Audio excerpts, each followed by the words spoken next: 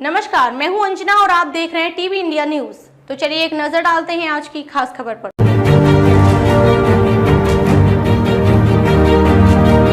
आपने पाकिस्तान और कट्टर मौलानाओं को गज़वा-ए-हिंद की बातें करते सुना होगा, लेकिन इस बार एक खतरनाक सच सामने आया है जो भारत के करोड़ों लोगों को चैन से सोने नहीं देगा।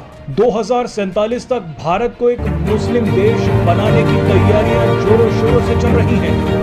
2047 में भारत को आजादी मिले 100 साल पूरे हो रहे हैं, लेकिन उसी साल भारत को इस्लामिक देश बनाने की तैयारियां भी चल रही हैं। डराने वाली बात यह है कि ये षड्यंत्र भारत के अंदर बैठे कट्टरपंथी कर रहे हैं। दरअसल एक मामले की सुनवाई करते हुए बॉम्बे हाई कोर्ट ने प्रतिबंधित संगठन पॉपुलर फ्रंट ऑफ इंडिया यानी पीएफआई के 3 सदस्यों को जमानत देने से इनकार कर दिया।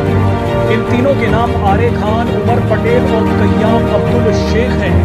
बॉम्बे हाई कोर्ट ने जमानत ना देने का जो कारण बताया है वो आपको हिलाकर रख देगा। कोर्ट ने कहा है कि प्राइमा फेसी रिकॉर्ड से संकेत मिलते हैं कि आरोपियों ने 2047 तक भारत को एक इस्लामिक देश में बदलने की साजिश रची थी। हैरानी की बात देखिए कि प्रथम दृष्टया ही कोर्ट को ये लग गया कि ये तीनों लोग कितनी गहरी साजिश रच रहे हैं। अगर इन्वेस्टिगेशन हुई तो ना जाने क्या क्या मिलेगा। यहाँ ध्यान देने वाली बात यह है कि पीएफआई के सिर्फ 3 लोगों ने कोर्ट को ये कहने पर मजबूर कर दिया कि ये भारत को इस्लामिक देश बनाना चाहते हैं। अब अंदाजा लगाइए कि पीएफआई के हजारों लोग तो अभी भी भारत में सीक्रेटली काम कर रहे हैं।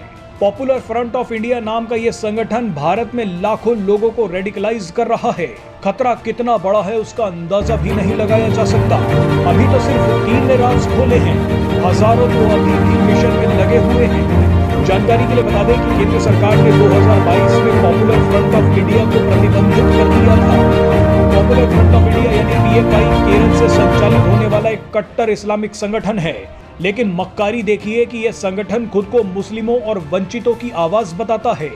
पीएफआई का दावा है कि इस वक्त देश के 23 राज्यों में उसका संगठन सक्रिय है, यानी गज़वा-ए-हिंद की तैयारी भारत के 23 राज्यों से चल रही है। देश में कई जगहों पर हिंसा, दंगों और हत्याओं के पीएफआई का नाम सामने आता रहा है। उत्तर से लेकर दक्षिण भारत में जब भी कोई बड़ा कांड होता है तो शुरू से ही पीएफआई को जिम्मेदार ठहराया जाता है। सीएए कानून के दौरान शाहीन बाग हिंसा हो या कर्नाटक में हिजाब विवाद, जहांगीरपुरी हिंसा से लेकर यूपी के कानपुर की हिंसा हो या फिर कर्नाटक में बीजेपी नेता की हत्या, सब में पीएफआई संगठन का नाम सामने आया है।